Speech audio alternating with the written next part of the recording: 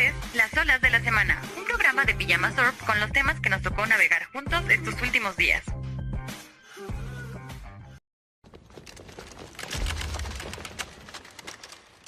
D'Artagnan. Apareció uno de los tres mosqueteros.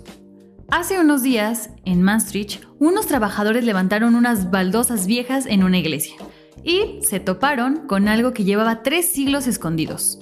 Un esqueleto, justo ahí, bajo el altar, en un lugar de honor. Y las pistas, bueno, son demasiado tentadoras. Una moneda francesa de la época de Luis XVIII, una bala de mosquete y un hueso roto justo donde la historia dice que cayó D'Artagnan, el verdadero mosquetero, aquel que inspiró a Alejandro Dumas. Porque claro, el de la pluma y el de la espada no nació en un libro. Fue un militar de carne y hueso que murió en combate en 1673. Nadie jamás supo dónde quedó su cuerpo. Ahora, la ciencia quiere darle nombre a esos huesos. Pues están analizando el ADN y comparándolo con posibles descendientes. Buscan saber de dónde vino, qué comió, para saber si realmente es él. Y aunque todavía no podemos gritar que lo encontramos, hay algo que me encanta de todo esto. Porque por un momento el mito bajó del pedestal y se volvió a poner de pie, dejando de ser solo el personaje de la novela para volver a ser historia, con un rostro y un lugar en donde descansa. Entonces, ¿será realmente D'Artagnan? Pues por ahora la pregunta sigue ahí. Pero por primera vez en 3 siglos, la respuesta podría estar más cerca de lo que se esperaba. Great call out. Después de más de medio siglo sin viajar a la Luna, la NASA lanzó esta semana la misión Artemis II, que marcó el regreso de astronautas al entorno del astro terrestre por primera vez desde 1972, aunque en esta ocasión no hubo un alunizaje. El objetivo principal fue probar con humanos a bordo los sistemas de la nave Orión, especialmente aquellos relacionados con soporte vital, navegación y comunicaciones. 4 astronautas integran la tripulación que realizó un viaje de aproximadamente 10 días alrededor de la Luna y de regreso a la Tierra. Este recorrido permitirá validar la tecnología necesaria para futuras misiones que sí contemplan un alunizaje. El plan a largo plazo incluye establecer una base lunar permanente y utilizarla como plataforma para futuras misiones a Marte. Esta misión también introduce hitos relevantes en términos de representación, pues es la primera vez que una mujer, una persona afrodescendiente y un astronauta no estadounidense participen en un viaje de este tipo. El éxito de Artemis II definirá el rumbo de las siguientes misiones del programa, que promete regresar pero también permanecer en la Luna. Lawyers in this case called Instagram and YouTube addiction machines. A finales de la semana pasada, una corte en California declaró culpables a Meta y YouTube por los daños causados a una joven que desarrolló adicción a sus plataformas desde que era menor de edad. El fallo causó revuelo y podría considerarse histórico no solo por la magnitud de los implicados, sino sobre todo porque por primera vez se reconoce en un tribunal lo que de cierta manera todos sabemos y comprobamos a diario: que las redes sociales están diseñadas para mantenernos atrapados entre sus contenidos, gracias a lo cual empresas como las mencionadas generan ganancias millonarias a costa de la salud mental de sus usuarios. La demanda fue presentada por una joven identificada como Kaylee, hoy de 20 años, que estuvo acompañada de su madre. Según el testimonio de Kaylee, ella comenzó a usar YouTube desde los 6 años e Instagram desde los 9, muchas veces evadiendo controles familiares. Con el tiempo, ese uso dejó de ser ocasional, se volvió constante, difícil de controlar y sobre todo dañino. Durante el juicio, Kaylee explicó cómo la exposición prolongada afectó su autoestima, sus relaciones personales y su percepción corporal. El jurado concluyó que esta situación no fue un accidente. Determinó que las plataformas están diseñadas de forma negligente, que las empresas conocen los riesgos y que aún así no hacen lo suficiente para advertirlos ni para evitar el daño, especialmente entre menores de edad. Uno de los puntos centrales del caso fue entender que la discusión no gira únicamente en torno a lo que se ve en redes, sino específicamente en cómo funcionan. Durante el juicio se señalaron algunas de las funciones de las redes sociales, como el desplazamiento infinito, la reproducción automática de videos, las notificaciones constantes y los sistemas de me gusta. Elementos en apariencia inofensivos, pero que en realidad están diseñados para cautivar la atención el mayor tiempo posible. El jurado consideró que estas dinámicas fomentan un uso compulsivo, especialmente en menores de edad. La sentencia dictada obliga a las compañías a pagar $3 millones como compensación, distribuidos en un 70% para Meta y un 30% para YouTube. Este es el primero de más de 1000 casos similares en Estados Unidos que llega a juicio. Lo que se decidió aquí podría influir en cómo se resuelven las demás demandas y sobre todo en cómo operarán dichas plataformas en el futuro. Tal vez estemos en la antesala de un cambio mayor en el funcionamiento de las redes sociales.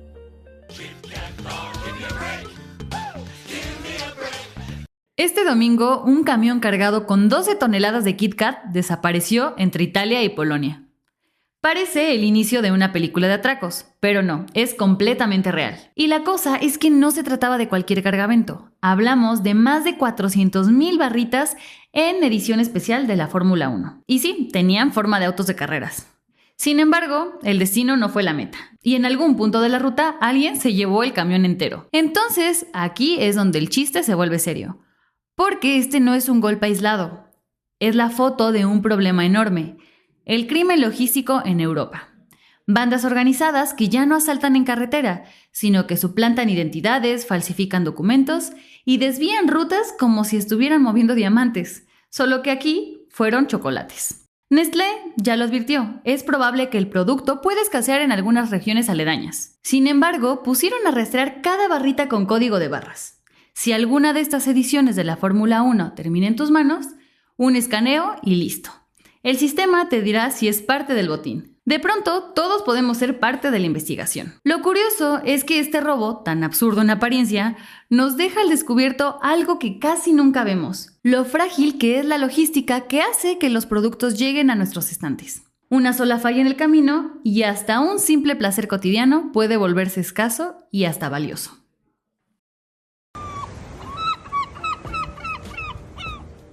Cada Semana Santa lleva consigo una noticia que no es del todo buena.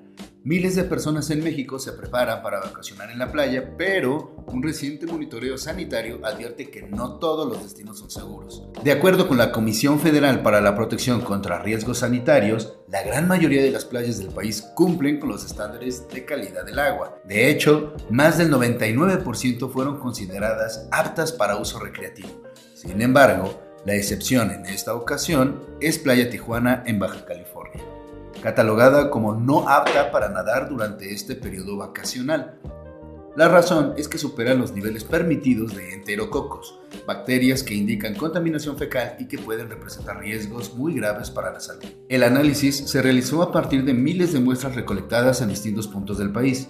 En el caso de Playa Tijuana, los niveles detectados rebasan el límite sanitario establecido, lo que llevó a emitir una recomendación explícita para evitar el contacto con el agua. Este tipo de contaminación suele estar relacionada con descargas de aguas residuales, escurrimientos urbanos y alta concentración de visitantes, factores que afectan directamente la calidad del mar. Aunque el panorama general es positivo para el turismo, las autoridades insisten en la importancia de atender estas alertas y elegir destinos que garanticen condiciones seguras.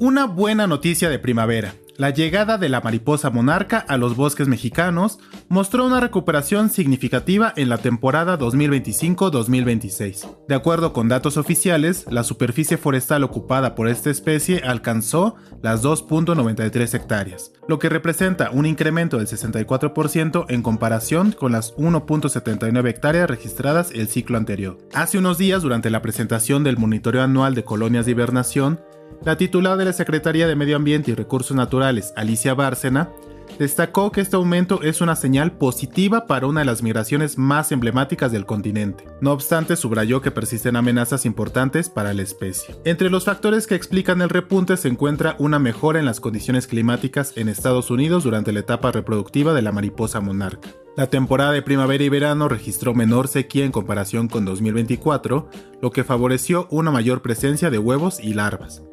A esto se sumó un trayecto migratorio con menos estrés hídrico y una mayor disponibilidad de flores. Pese a estos avances, las autoridades ambientales alertaron sobre riesgos que continúan afectando a la especie. En particular, el uso de plaguicidas, el impacto del turismo no regulado y los efectos del cambio climático. En este contexto, Bárcena insistió en que la protección de la mariposa monarca debe asumirse como una responsabilidad compartida entre México, Estados Unidos y Canadá. En México, la preservación de los bosques de Oyamel, donde la mariposa encuentra refugio durante el invierno, depende en gran medida del trabajo de comunidades originarias, consideradas guardianas del territorio. A través de programas de restauración, vigilancia y manejo sostenible, estos esfuerzos han contribuido a fortalecer el hábitat de la especie.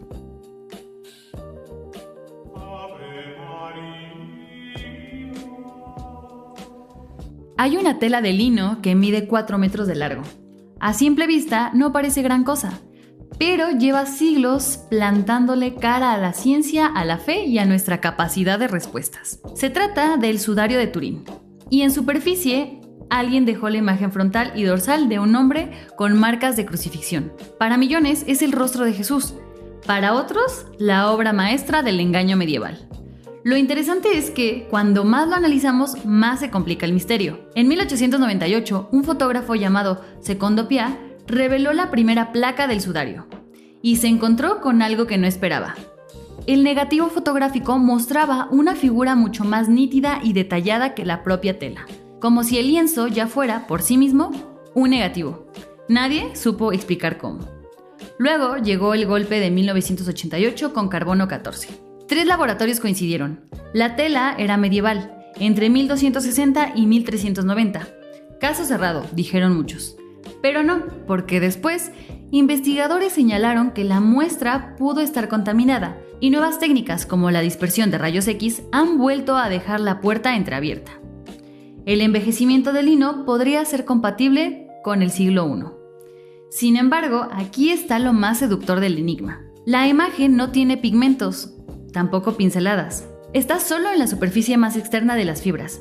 Y cuando lo estudiaron en 3 dimensiones, descubrieron que la intensidad de la imagen guarda una relación directa con la distancia entre el cuerpo y la tela. Eso no ocurre con una pintura ni con una fotografía común. Pero bueno, ¿cómo se hace eso? Pues nadie lo ha podido explicar. Demasiado perfecto para ser un fraude, pero demasiado inexplicable para que la ciencia le dé un sí rotundo. Quizá su verdadero poder no sea decirnos qué pasó, sino recordarnos que hay cosas que la razón no termina por atrapar y que a veces un simple pedazo de lino puede sostener más preguntas que todas las respuestas que ya tenemos.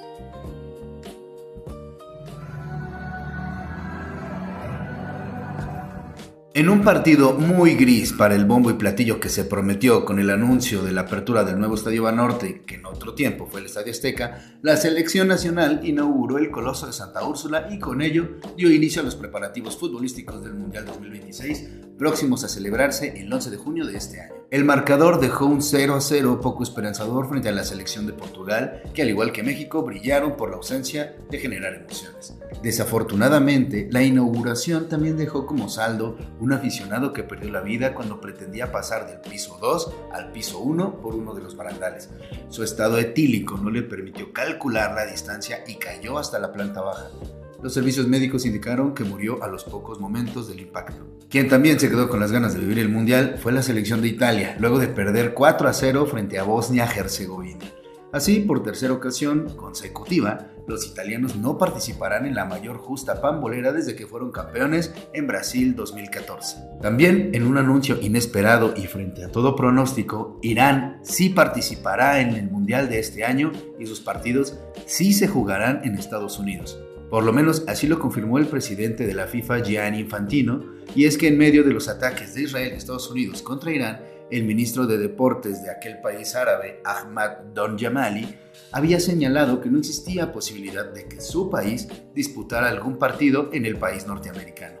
Cabe mencionar que en torneos anteriores, como el Mundial de Rusia 2018, situaciones políticas similares no impidieron la participación de selecciones, aunque sí implicaron operativos especiales. Con esto habrá que esperar y conocer cuáles serán las medidas que tomará la FIFA y la seguridad de los partidos sedes, así como de organismos internacionales para garantizar la tranquilidad de cada una de las selecciones. Un alto surtidor que el viento arquea, un árbol bien plantado. El 31 de marzo se conmemoró el aniversario de nacimiento de Octavio Paz, probablemente el escritor más importante del siglo XX en México, aunque por razones no exclusivamente literarias.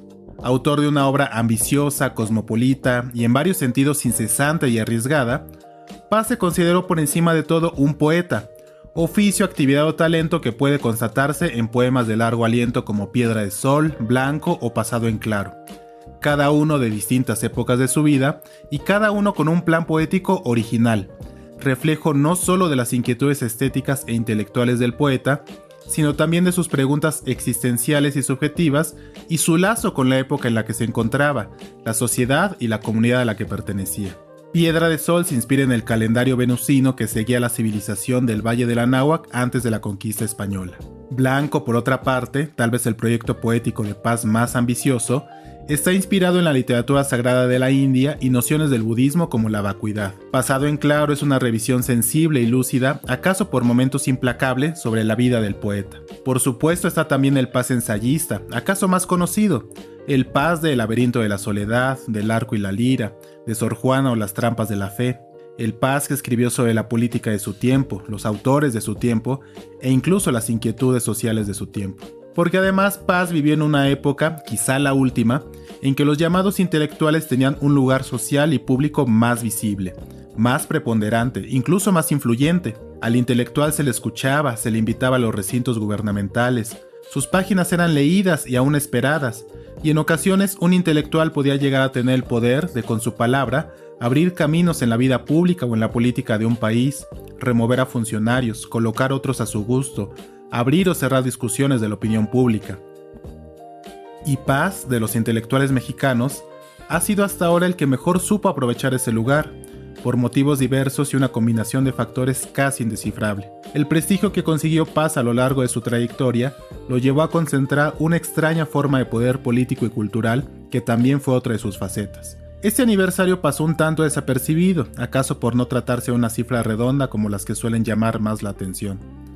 Pero como quiera nos presenta un buen pretexto para revisar la obra del poeta, del ensayista y la figura polémica que fue Octavio Paz.